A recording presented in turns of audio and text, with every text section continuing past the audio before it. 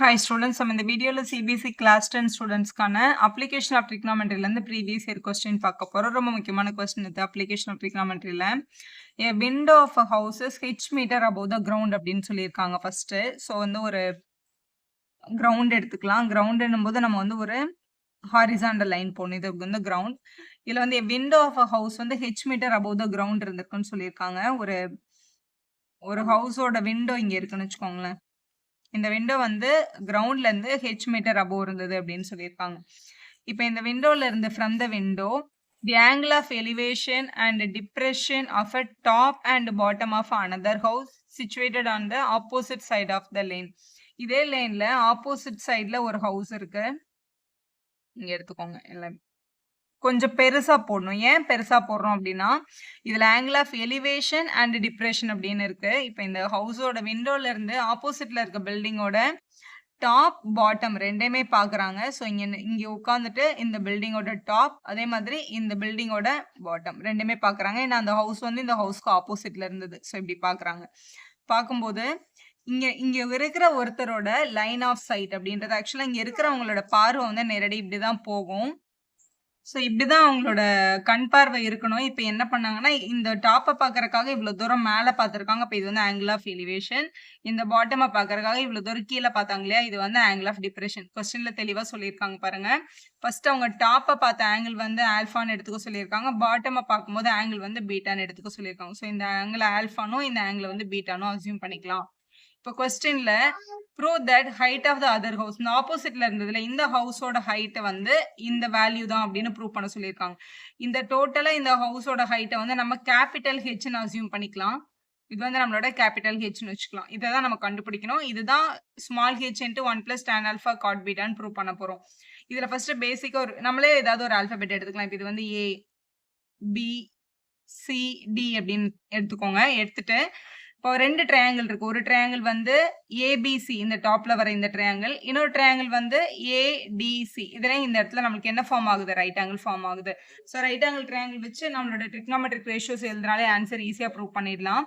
முதல்ல இந்த ஏபிசின்ற ட்ரையாங்கிள் எடுக்க போறோம். இதுல எனக்கு என்ன வேணும்னா இந்த பிசின்றதோட லென்த் வேணும். பிசின்ற லென்த் எப்படி கண்டுபிடிக்கிறது?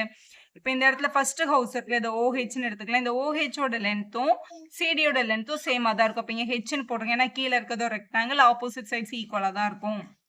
ஸோ இதை ஹெச்னு அசியூம் பண்ணிட்டோம்னா இது மொத்தமாக கேபிட்டல் ஹெச், இதில் இந்த பார்ட் மட்டும் ஸ்மால் ஹெச். அப்போ இது எவ்வளோ இருக்கும்? பிசி கேபிட்டல் ஹெச்லேருந்து ஸ்மால் ஹெச்சை மைனஸ் பண்ணால் கிடச்சிரும்ல. நம்ம அதை இப்படி எழுதிக்கலாம். எனக்கு பிசியோட லென்த் வேணும். ஸோ அதனால நான் என்ன பண்ணிக்கணும்? பிடின்ற மொத்த லென்த்ல இருந்து சிடியோட லென்த்தை நான் மைனஸ் பண்ணிக்கலாம். அதாவது capital h minus small H அப்படின்னு எழுதிக்கலாம். ஸோ இந்த ட்ரையாங்கிளில் நம்ம சப்ஸ்டியூட் பண்ணும்போது இந்த இடத்த நம்ம கேபிட்டல் ஹெச் மைனஸ் ஸ்மால் ஹெச்னு சப்ஸ்டியூட் பண்ணணுன்ற விஷயம் நமக்கு தெரிஞ்சிருக்கணும். சரி, இப்போ ட்ரையாங்கிளுக்கு வரலாமா? First triangle in triangle ACB, ஏசிபின்ற ட்ரையாங்கிள் எடுத்துட்டு இதுதான் ஆங்கிள். நம்மளுக்கு இந்த ஆப்போசிட் சைடு வச்சு தான் கொஸ்டின் இருக்கு. இன்னொன்று நம்ம இந்த அட்ஜசன்ட் சைடை யூஸ் பண்ணிக்கணும். ஏன் அதை யூஸ் பண்றோம்னா இந்த ஏசின்ற சைடு தான் இந்த 2 ட்ரையாங்கிளுக்கும் காமன் சைடா இருக்கு. அப்பதான் நம்ம அவங்களை ஈக்குவேட் பண்றதுக்கு நமக்கு வசதியா இருக்கும். அதனால இந்த அட்ஜசன்ட் சைடை யூஸ் பண்ணி எழுத போறோம். அப்போ நம்ம ஆப்போசிட்டா அட்ஜசன்ட் வச்சு என்ன எழுதிடலாம்? tan ஆல்ஃபான்னு எழுதிடலாம். அப்போ tan alpha is equal to ஆப்போசிட்ல என்ன இருக்கு?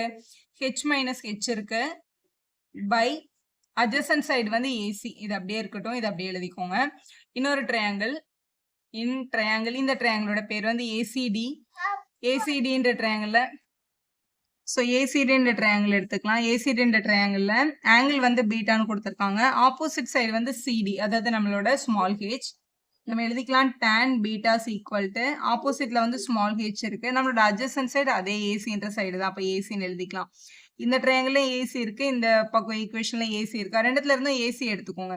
இங்க டிவைட்ல இருக்க ஏசி அங்க போனா மல்டிப்ளை ஆயிடும். அப்போ ஏசி இஸ் ஈக்குவல் டு இங்க நியூமரேட்டர்ல h minus h by tan ஆல்ஃபான்னு கிடைக்குது. இங்க AC is equal to h by tan பீட்டான்னு கிடைக்குது. ஸோ இதான் நம்மளோட 2 ஈக்குவேஷன். இந்த ஃபர்ஸ்ட் ஈக்குவேஷனே ரெண்டாவது ஈக்குவேஷனை ஈக்குவேட் பண்ணிக்கலாம். உங்களை 2 லெஃப்ட் ஹேண்ட் சைடும் ஈக்குவல்னா உங்களோட ரைட் ஹேண்ட் சைடு கூட எப்படி தான் இருக்கும்? டெஃபினட்டா ஈக்குவல் தான் இருக்கும். ஸோ ஃப்ரம் 1 and 2 இவங்களோட ரைட் சைடும் ஈக்குவல்னு எழுத போறோம். எழுதும்போது இந்த tan ஆல்ஃபா இவங்களுக்கும் காமன் தானே, தனித்தனியாக எழுதிக்கோங்க.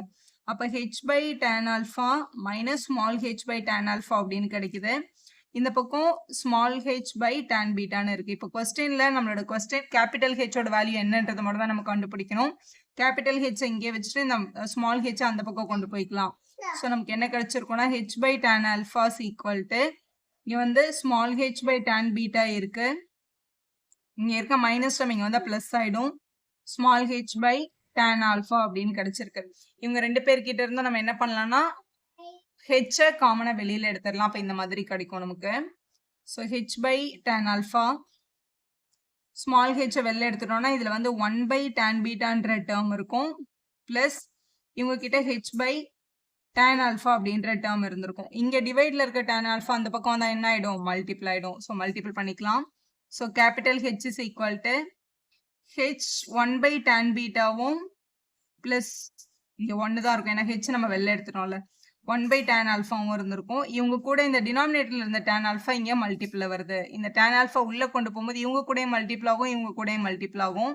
அப்ப ஹெச் இங்க வந்து tan alpha by tan beta நம்ம கிட்ட இருக்கு.